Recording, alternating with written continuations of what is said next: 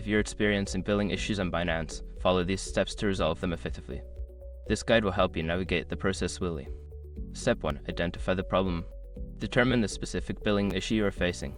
This could include incorrect charges, failed transactions, or issues with deposits and withdrawals. Step 2. Check your account activity. Log into your Binance account and review your transaction history. Look for any discrepancies or unauthorized transactions that may have led to the billing problem. Step 3. Contact customer support.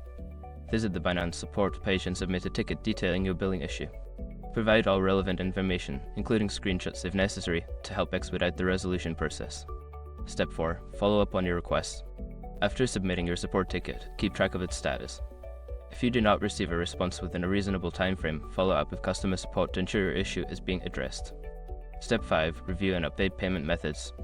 Once your billing issue is resolved, review your payment methods in your Binance account settings. Ensure that your payment information is accurate and up to date to prevent future issues.